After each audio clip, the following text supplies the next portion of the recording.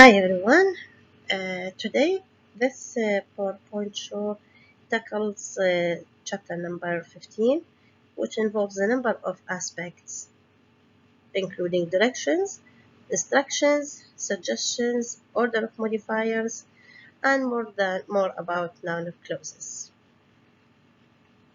The first part, we are going to talk about directions, instructions, and requests. Directions are usually used by people who want to give commands, orders, and directions without mitigating them. They're usually they are somehow similar to instructions in a way that you don't need to mitigate them, particularly when you are writing the steps of doing a recipe, for instance, in a manual. There are some instructions how to install a program, for instance, and you see that it usually has a sentence in the imperative form, starts with a verb and without any subject. For example, when somebody asks you to show them the way to the train station, for example, you will say take the bus number 20 from the main road, or turn right, turn left. Okay.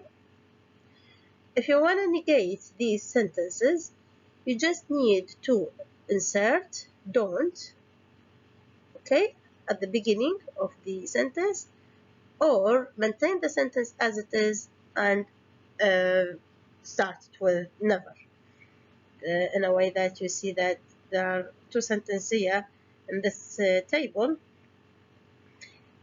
Originally, the sentence is play tennis on the beach when it's dark. When you want to prevent somebody from playing tennis when it is dark and on the beach, actually, you would say never play tennis on the beach when it is dark. And similarly, don't play tennis on the beach when it is dark, or you can say don't neglect your teeth in the other one. This is how we negate them. All right, moving now to requests. Similar to instructions and directions, request also avoids using the subject, in some cases, actually, not all the cases, but the difference is that you need to insert please to make your request milder or more polite, less harsh than commands and instructions. And this is what differentiates requests from directions.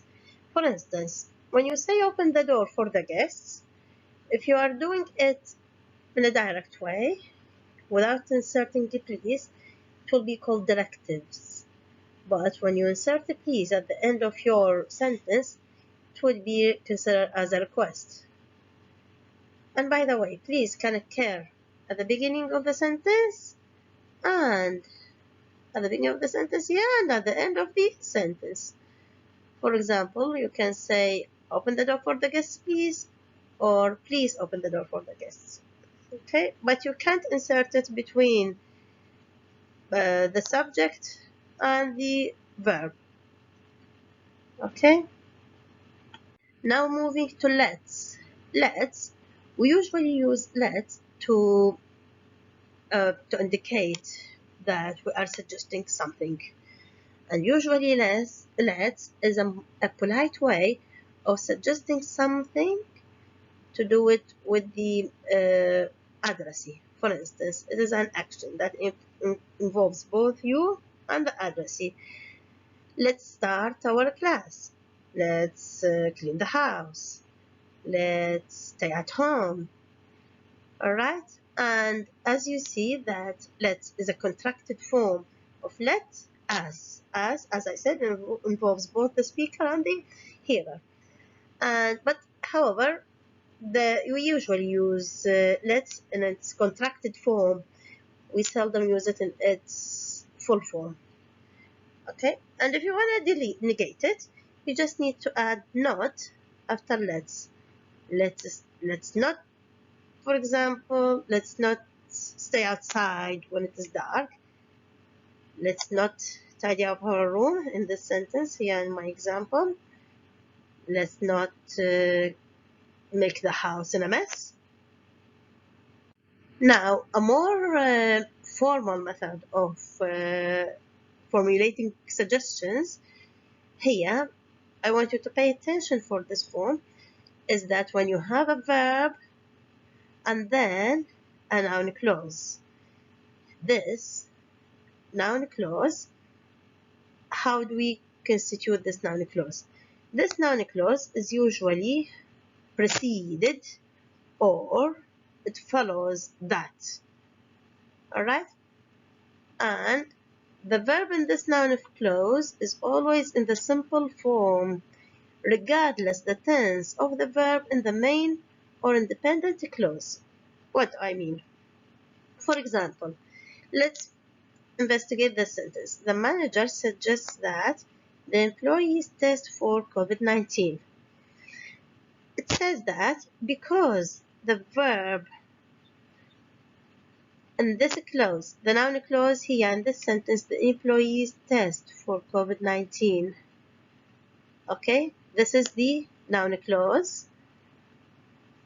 The verb in the noun clause is test.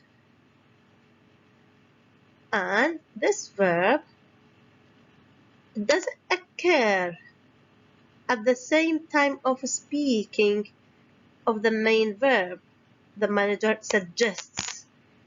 Because it doesn't occur at the same time, that's why it is in its subjective case. Subjective, which is in the simple form of the verb. Alright? And usually it occupies the object position in the clause. The manager is the subject, suggest is the main verb, and all this suggestion is the object in this noun clause. Let's focus on the second sentence. The crisis cell in Iraq urged that the curfew extends until April 19. The crisis cell is the subject, which means خلية الأزمة. Urge is the main verb.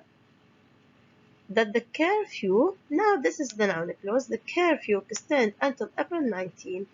If you consider this verb, extend, you notice that it is in the simple form verb, which we call subjective. Alright? Different from urged, which is in the past form.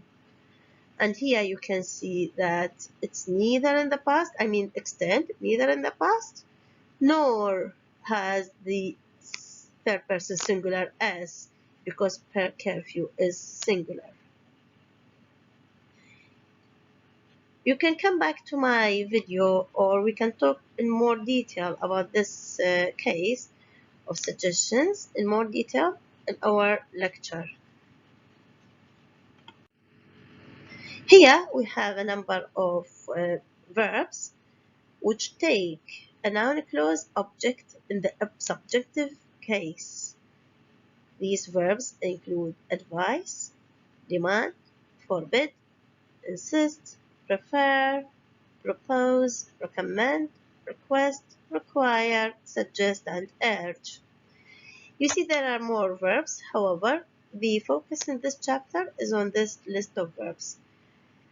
And you see here I exemplified with a sentence for each verb. And the highlighted part in each sentence is the noun clause. And if you read the first sentence, he advised protesters that they object the governmental policies. You see that there is sort of differences between the British English and American English. Americans, no need to insert should. For example, some speakers, particularly British speakers, they would say they advise the protesters that they should object the governmental policies. However, Americans delete that should, and because our textbook follows the American style, we are following the same style here. I demand that he apologize لاحظوا we didn't say that he apologizes because he is subject, I mean he is singular, and usually the verb after he or she and it is accompanied by third person singular s, but because this suggestion or this noun phrase follows the verb demand, which is in the object position, the verb is in the subjective mood. Subjective, I keep saying subjectives, you see, because I want you to get used on this term.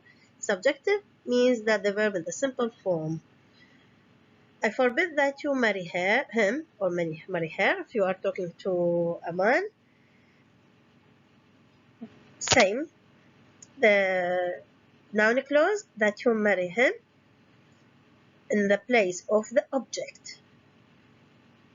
The teachers insist that students work hard. All the objects that students work hard. Again, focus on the verb work in the simple form of the verb. Doctors, prefer that patients with the COVID-19 stay at home and get remote advice.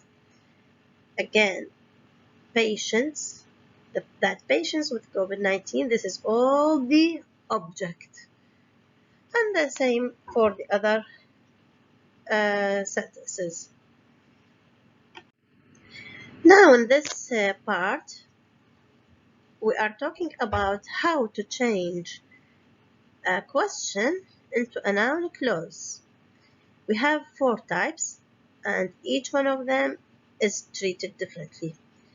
First of all, we have questions that have be as the main verb. For example, where is Nadine?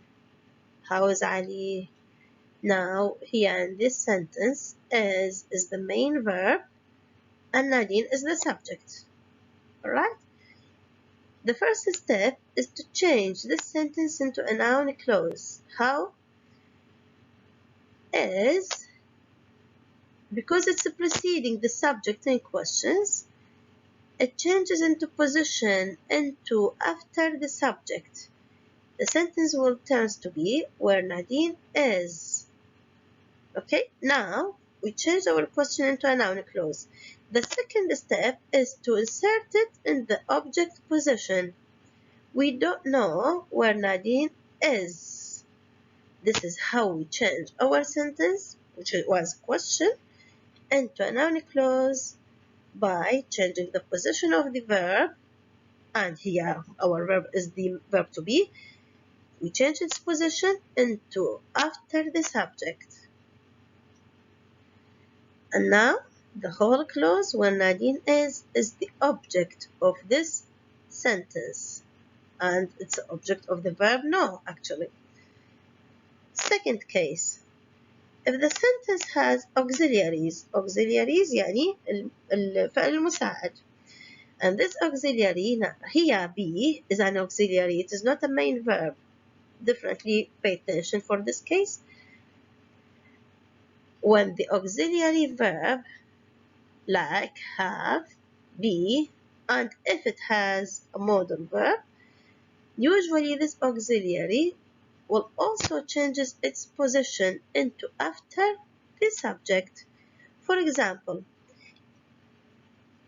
initially the sentence in the question mode, where is Sally living? You are asking about the place of Sally's living. Then now we are moving it into a subject, a noun clause. Now what will you do?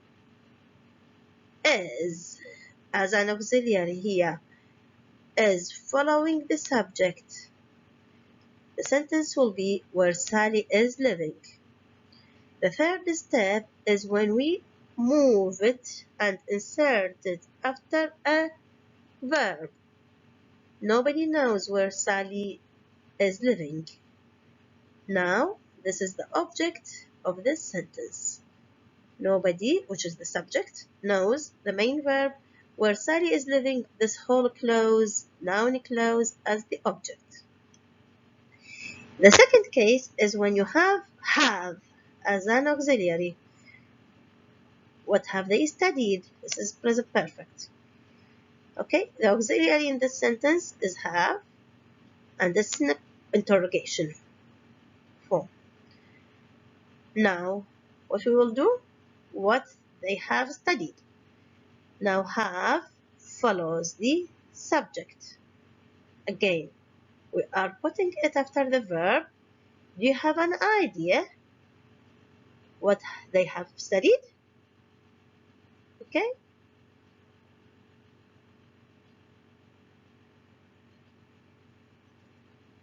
The third one is when will the patient recover? When the patient will recover. And now, who knows when the patient will recover? Who knows what this sentence is in the exclamation case.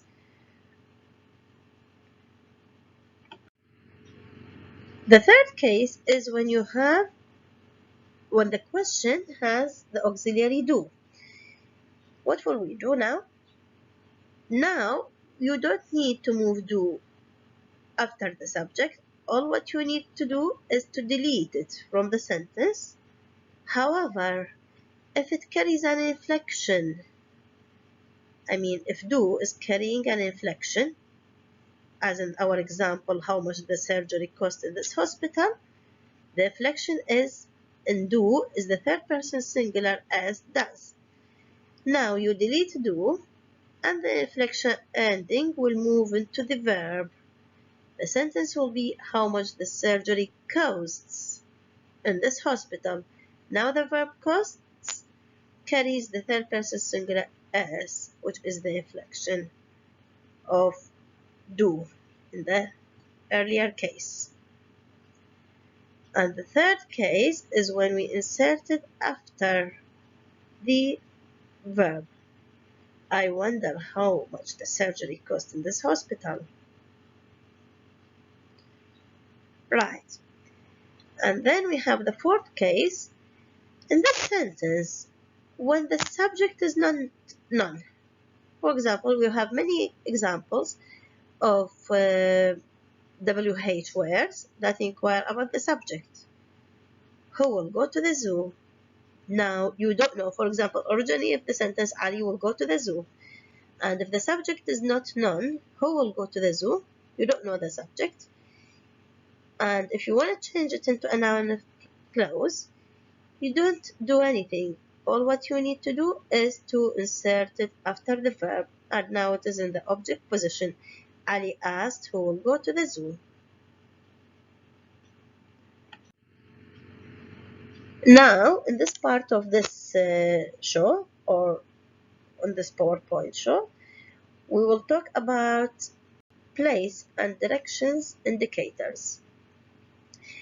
Actually, we don't have only at, on, and in as prepositions which indicate the position, or we've got also adverbs, phrases, and other prepositions which are useful in indicating the place and the direction.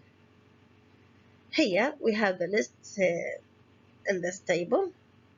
The left side indicate the position and the right side indicate the direction. These words are very useful in being creative or in using sentences in different styles. We'll give more sentences in our lecture from this list to see whether we can insert them in different styles. Now, let's move to the words that sometimes get confused by people. Sometimes people use these words interchangeably, thinking that they mean the same. However, grammatically they are different, which affects their meaning in the sentence. For example, when you say cross and across, you can't use them interchangeably in the same grammatical sentence because, for example, verb occupy across cross occupies the position of a verb, and it indicates the action. When you ask somebody to cross the road from zebra crossing اللي هي خطوط العبور, they call it zebra crossing because it is black, white, similar to the zebra. Alright? And if you use across, on the other hand, across is an adverb or preposition which indicates your position or the direction. For instance, when I say, if you go to the main street, the library is across Liverpool. That's okay, Liverpool, that street. So you just want to go across that line or that road. Cross يعني تمشي على هذا الطريق. Okay. Now we have past and past. Past, it indicates again your direction, and now it is like the first, like across, it is an either adverb or preposition. Go past the drugstore. Okay, يعني اعبر الدرugstore. Or we have past, which is the past form of the verb pass. And in the sentence, Sally passed the drugstore when she was going to the theater. In this sentence, past is the verb, is the main verb of this sentence. If you focus on remind and remember, when I ask somebody to remind me of something, in this case, you will remember something with the help of others. Okay? You think of something, as I write here, with the help of others. It means somebody else will help you in remembering that thing. Or this, it doesn't have to be a person, it can be a place, it can be a movie, it can be any event which reminds you with something else. Okay? In my sentence here, this place reminds me of the trip I went with my dad before he passes away. On the other hand, remember, when you are thinking of something without any resistance, when you say, I remembered my dad when I passed by this place, it's me who remembered my dad without being assisted by anything else. Or I remember doing my homework when it was 9 o'clock. Did anybody help me? No. After and afterwards. After is a preposition and it introduces time phase or time clauses. For example, when you are talking about the sequence of events, I washed my hair after having dinner. Now I had two events or two actions and I did one after the other, and then I am saying that after having dinner, I washed my hair. However, when you talk about afterwards, this is a time adverb and it means later. And in this sentence, they are used differently. For example, if I come back to my same sentence, I washed my hair, afterwards, I had my dinner. Okay, let me focus on the sentences that I wrote here on my slide. And let's compare the two of them. Sarah went to the city center after she had lunch. Sarah had lunch, full stop. Afterwards, she went to the city center. And that's how we use them differently. And you see that afterwards is a time adverb, whereas after is a preposition. Now, the third part, it could be the fourth part or the third part of this PowerPoint show. We are talking in this part about the order of modifiers.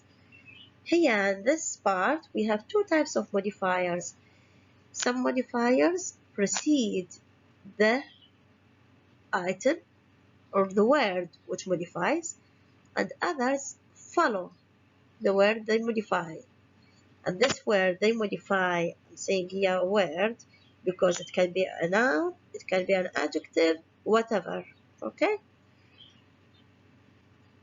Okay, we have modifiers which precede. And here we have number 1. You want to find an article with the possessive modify the same noun, student. The article before the possessive modifies the possessive. طبعا هنا عن الكتاب I think there's sort of mistake because it needs to be modifies the noun. For example, the possessive or the article the assignment, the article the in this sentence, and we have my assignment in the other sentence. You can't find a sentence which includes both the possessive pronoun with the article. You will have the article, the student's assignment in the sentence. You will have the article, the noun with apostrophe, and then the noun which you are modifying, or the noun which is possessed. Okay? In the second case, they say that the possessive pronoun اللي هو my, yours, ours, hers, usually they modify an apostrophe form possessive. Apostrophe form possessive, it means that roommates in my sentence, students, Simons, it means a noun with the possessive s with the apostrophe اللي هي هاي الكما on the top of the word. And in this point it says that the possessive pronoun your, roommates, your possessive noun with apostrophe s,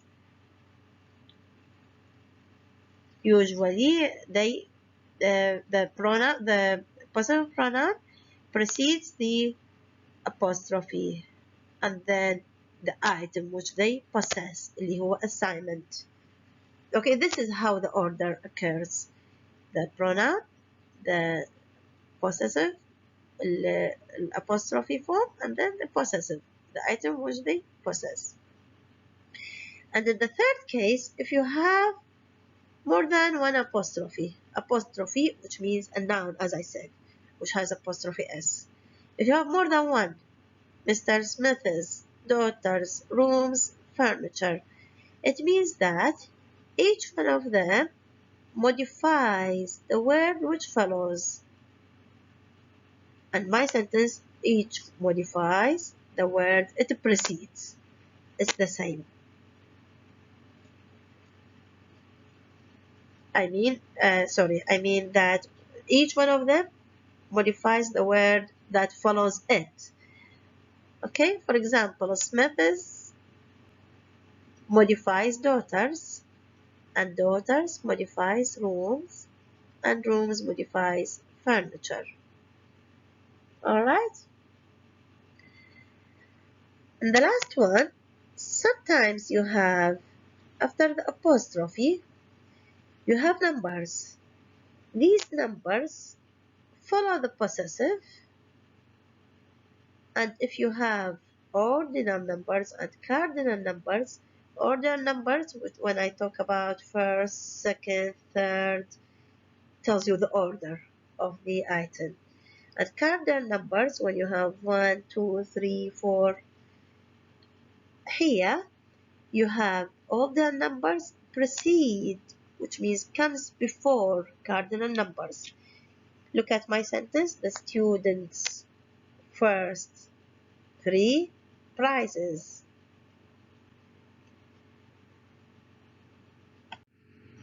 In the fifth part, or the fifth point, we have descriptive adjectives. And as you know that an adjective describes a noun. In some instances, you have more than one adjective. But you need to bear in mind that the limit number of adjectives modifying a noun is 3. And the usual order is, they must follow an order. You have the opinion, followed by a size, shape, condition, age, color, origin, and noun. And finally is the noun. And in our lecture, we will give examples of these adjectives when you have more than one adjective and you put them in the order. In addition to that, look at number 6. In some instances, you have nouns which modify other nouns. And in this case, you need to bear in mind that if this noun, which is the head noun that you are intending to modify, if it were preceded by an adjective. Now, the noun which modifies, it is inserted between the adjective and the head noun. Okay? If you look at my chart here, we have adjectives, we have noun modifiers, and then the head noun. With the noun modifiers, again, they need to follow fixed order. They need to be in the order of material, then operation, power, and then the purpose why you use that item, for instance. Again, we'll give some sentences for this part of the chapter. The other part of modifiers is modifiers that follow. Modifiers follow what? They follow the word they modify. Now we have nouns. Sometimes nouns are most modified either by adjective phrase, prepositional phrase, or a noun clause. What's the order? That in case you have both adjective phrase and prepositional phrase, or noun clause with adjective phrase, it is said that if they both occur in the same sentence, and this is after the noun, pay attention, usually the phrase comes before the clause. Look at my sentence. The doctor in the health center who have examined my daughter's eyes. The doctor, this is the subject. In the health center, this is the phrase, prepositional phrase. Who have examined my daughter's eyes. This is all the noun clause. And by the way, this sentence needs completion. You need to talk some more about the doctor. But my focus here is on the order of these modifiers. And as we said, they are following the noun which they are modifying. Whom they modify? They are modifying the doctor. The second modifier is else. It's a modifier which means more or other. And actually, it follows the word that it modifies. And this word can be a question word like where, which, what. For example, when you say where else, which else, what else, or it sometimes follows indefinite compounds. Indefinite compounds like someone else, somebody else, somewhere else. This is what indefinite compounds mean. Right. The last one is indefinite compound when it is modified by an adjective. In this case, it is not else, it is an adjective which modifies the indefinite compound. You can say something wrong, something important, something interesting, or anything important, nothing important, or whatever. Okay? Now I am arriving to the end of my presentation. I do hope you will find it useful. If you need to focus on one information rather than the other, just go back in this video. And this is just a description for the chapter. In our lecture, we are gonna give more examples, and then we do exercises around this topic. Thank you very much.